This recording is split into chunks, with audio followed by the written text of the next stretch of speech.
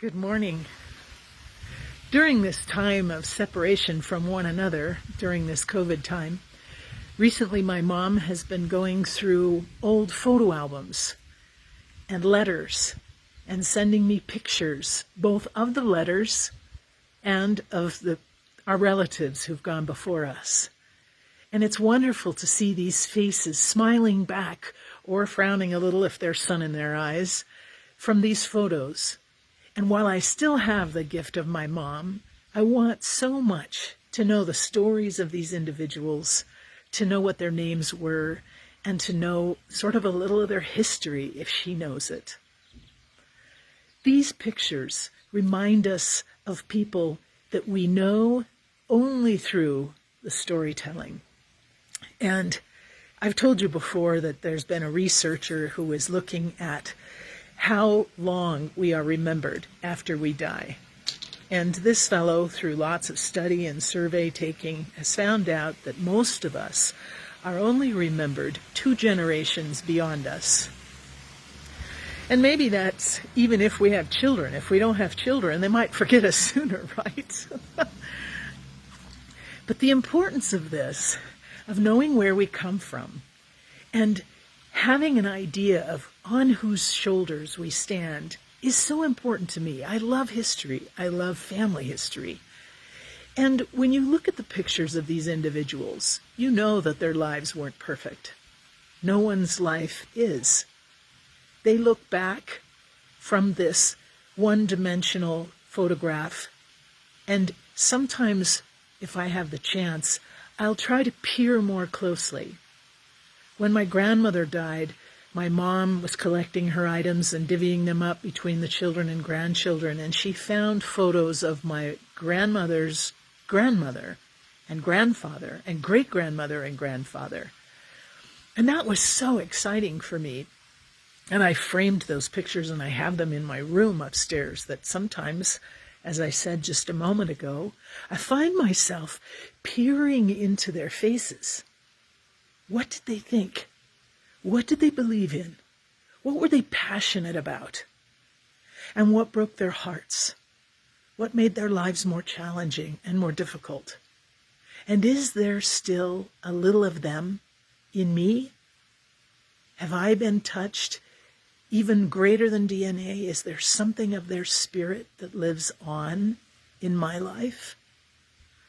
I was part of a webinar retreat recently, and the presenter posed a challenge to us. She said, take a look around your life and see whom God has called you to love. Who has God placed in your life? Who has the divine given to you to love? Now, some loves are so easy. They're like a river with no obstacles, right? It just flows.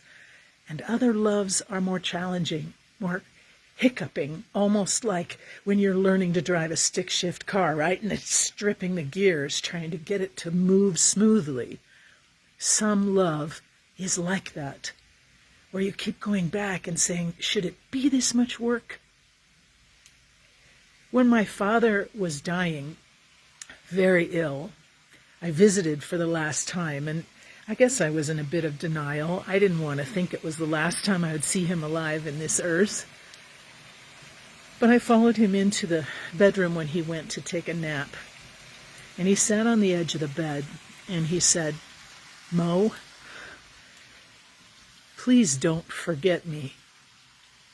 I hope you and your sisters don't forget me when you can't see me anymore.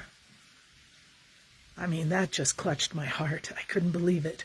How in the world could I forget my father, ever?